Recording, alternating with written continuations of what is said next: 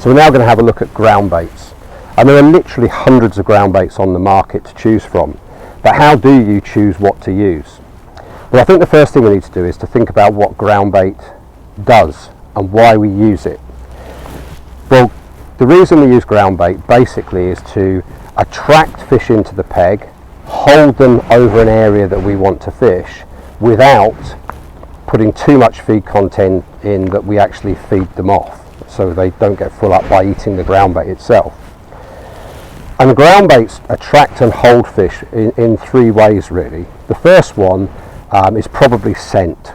So in coloured water, the fish can smell the ground bait and they are drawn in and attracted by the scent. Now, ground baits, they all smell slightly different. They all smell absolutely fantastic, and quite often I think that ground baits actually attract more anglers than they catch fish. But they all smell nice, so scent's the first thing that they can use. The second thing really is colour, because in clear water, having a bed of a slightly different colour or a similar colour to the bottom, it forms a bed over which the fish can come and feed.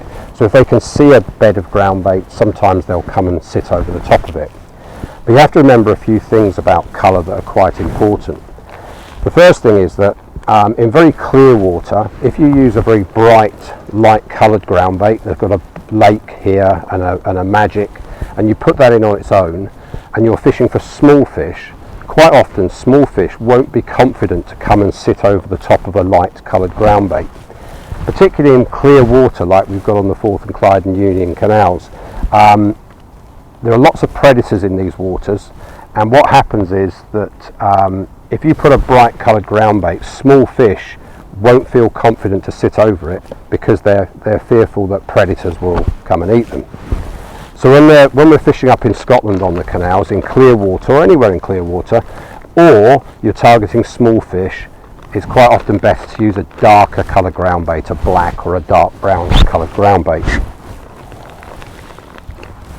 Conversely, if you are trying to target big fish and there's lots of small fish in the water and there's not a huge number of predators, you might want to put a big, bold, bright ground bait on the bottom, because while the small fish won't feel confident to come over it, the bigger fish will.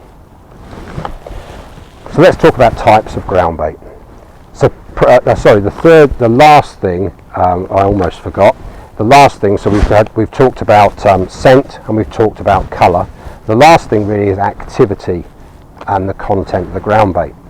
So lots of ground baits have lots of little particles in them, that like bits of ground hemp and nuts and seeds and things that either excrete oil, which come up to the surface, forming a cloud coming up in the water, or little particles that come off the ground bait and come up in the water.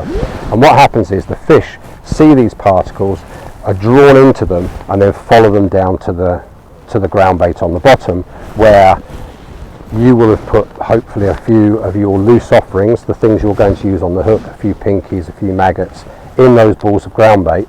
And then what happens is, as the fish are drawn over the top of that balls of ground bait, they will then start picking out those little bits of loose feed, and then hopefully pick up your hook bait and you'll catch fish. So how do we choose what to use? Well, we talked about food content a few times in this video, and the amount we don't want to be putting too much in. So you want to find a ground bait that's quite fine and hasn't got a lot of food content in it.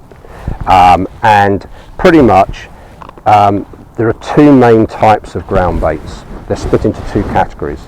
You have ground baits for commercial fisheries, such as fish meal ground baits, ground expanders, amino ones, betaine based ground baits, and they're all designed pretty much around commercial fisheries where the fish have been brought up on pellets and fish meal, and they're used to seeing it, so they like eating it.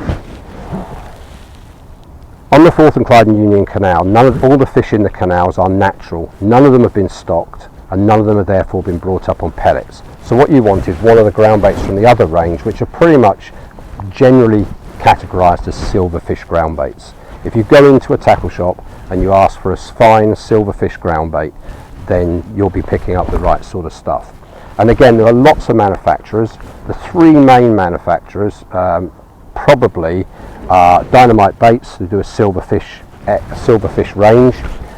You've got Census, probably the biggest, the most common ones in the UK, and Van den Eynd. And then you've got some other manufacturers such as Colmic and other target baits who also do some good ground baits. But for ready availability, so this is Van den Eynd one here, so readily available ground baits, I would say for the canal, starting off, go for something like a lake and a gross gardons or a gardons. Okay, and if you go for a black lake and a standard coloured gardons, you can mix up everything that you need to do for the canal. And what we're going to do in a bit is we're going to go and we're going to mix up some ground bait for using on the canal. We're just going to mix half a bag of each and we'll put it together, and I'll show you how to actually blend the ground baits together, how to add water and get it to the right consistency so that it works for you.